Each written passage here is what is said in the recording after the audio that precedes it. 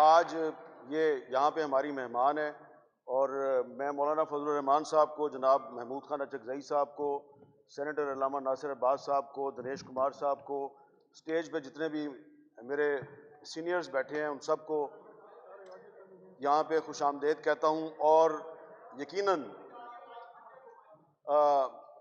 Stage पे बैठे हुए कुछ जो हमारे बुजुर्ग हैं, सीनियर सियासतदान हैं, वो आपका जोशो जज्बा देख के ये सोच रहे होंगे कि भाई ये मरने मारने के लिए क्यों तैयार हो गए हैं। तो यकीनन आपसे कोई चीज़ छुपी हुई नहीं है, लेकिन आपको सिर्फ ये अर्ज करना है कि ये जो कानून आया है, पीका तरमीमी बिल 2025, अगर आपने यकीनन ये कानून पढ़ा होगा, क्यों, लेकिन पार्लियामेंट में तो ये बगैर बहस के मंजूर हो गया, तो पार्लियामेंट में तो बहस नहीं हुई।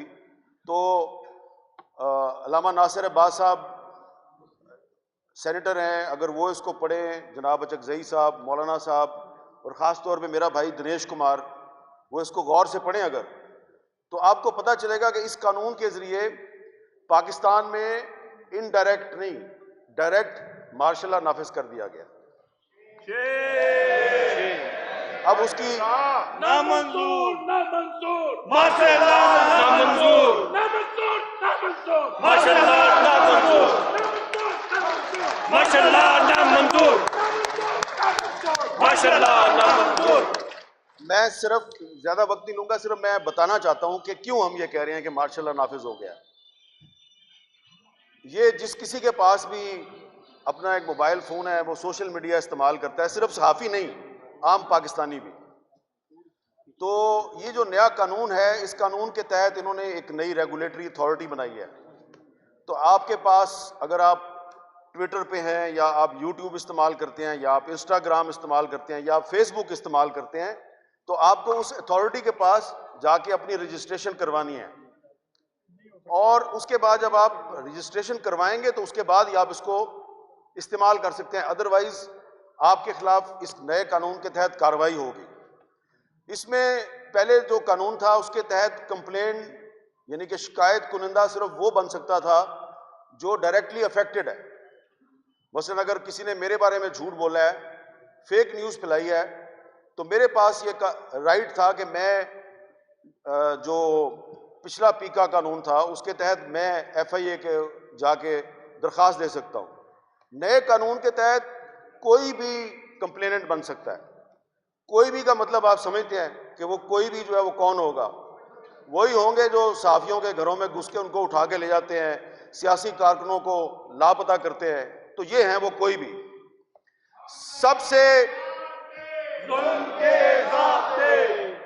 सबसे ज्यादा जो इसमें तशवीशनाक बात है कि मार्शल लॉ में फौजी अदालतें बनती हैं। इस कानून के तहत ये खसूसी अदालतें बनाएंगे जिनको इन्होंने ट्रिब्यूनल्स का नाम दिया। उन ट्रिब्यूनल्स में जिन जजों को अपॉइंट किया जाएगा वो जजेस सुपीरियर जुडिशरी के साथ कंसल्टेशन के बगैर अपॉइंट होंगे।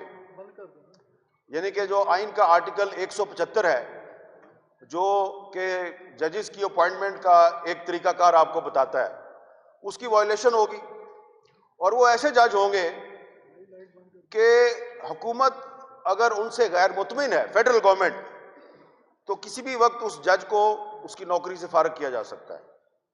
क्योंकि वो 175 के तहत अपॉइंटमेंट नहीं हुई, तो जिस तरह जजेस को रिमूव करने का एक आईनी तरीकाकार है, वो उस तरह से रिमूव नहीं होंगे। फेडरल गवर्नमेंट ही उनकी अपॉइंटिंग अथॉरिटी है। और अगर किसी जज साहब ने हुकूमत की मर्जी का फैसला नहीं दिया तो हुकूमत उसको फारिग कर देगी। तो ये कानून जो है ये सिर्फ आम पाकिस्तानियों और सहाफ़ियों के खिलाफ इस्तेमाल नहीं होगा, बल्कि इस कानून के जरिए एक पैरेलल जुडिशरी कायम कर दी गई है, स्पेशल कोर्ट्स जिनको उन्होंने ट्रिब्यूनल्स का नाम दिया है।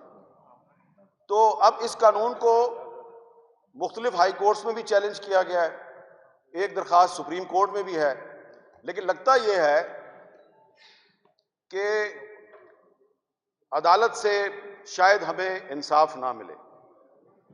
तो अगर अदालत से इंसाफ मिलने की हमें उम्मीद बहुत कम है, तो इसलिए फिर हम जो है वो पब्लिक फोरम्स पे जाके इस कानून की मजम्मत कर रहे हैं और हम चाहते हैं कि इस कानून के खिलाफ पार्लियामेंट के अंदर और पार्लियामेंट के बाहर एक मुनज़्ज़म तहरीक चलाई जाए, क्योंकि ये जो कानून है ये न सिर्फ ये कि आईन पाकिस्तान के बहुत से जो आर्टिकल्स हैं उसकी खिलाफ वर्जी है, बल्कि ये पार्लियामेंट की भी तौहीन है, क्योंकि पार्लियामेंट में बगैर बहस के इसको मंजूर किया गया। ये जुडिशरी की भी तौहीन है और सबसे बड़ी बात यह है कि इस कानून के जरिए जो रियासत है उसके कुछ इदारों को ये राइट मिल गया है कि वो किसी भी सहाफ़ी को, इरशाद आरिफ साहब को या ये नईम मुस्तफ़ा साहब हैं जो यहाँ पे आज चीफ इलेक्शन कमिश्नर थे, तो वो जो chief election commissioner of Pakistan में बैठा हुआ है वो तो इतना फेयर एंड फ्री इलेक्शन नहीं करवा सकता जितना नईम मुस्तफ़ा ने करवा दिया। तो ये नईम मुस्तफ़ा साहब जो हैं ये इनको भी इस कानून के तहत सजा दी जा सकती है। अच्छा, सजा जो है वो बहुत ज्यादा है, 3 साल भी है, 10 साल भी है, 20 लाख भी जुर्माना है और इससे ज्यादा भी है। तो ये एक तरह से इसीलिए हम कह रहे हैं कि मार्शल लॉ नाफिज कर दिया गया। इससे क्या होगा कि ये जरा आखिर में मैं एक बहुत काबिल गौर बात करने लगा हूं कि जब पार्लियामेंट की भी कोई अहमियत नहीं रहेगी इस मुल्क में, जब जुडिशरी भी कंप्रोमाइज हो गई, ठीक है जी, और जमहूरियत और आइन से भी एतबार उठ गया क्योंकि गैर आइनी कानून है, तो फिर क्या होगा? फिर ये होगा कि वो लोग जो आइन को नहीं मानते, जो जमहूरियत पे यकीन नहीं रखते, जिनको आप कहते हैं जी इंतहा पसंद या मिलिटेंट, तो इस कानून ने उनके हाथ मजबूत किए हैं और इस कानून से पाकिस्तान में नफरतें बढ़ेंगी, इस कानून से पाकिस्तान में इंतहा पसंदी बढ़ेगी, जमहूरियत और आइन से लोगों का एतमाद उठेगा और जिस मुआशरे में जमहूरियत और आइन से आम आदमी का एतमाद उड़ जाता है तो आप उस मुआशरे को खाना जंगी की तरफ धकेल देते हैं।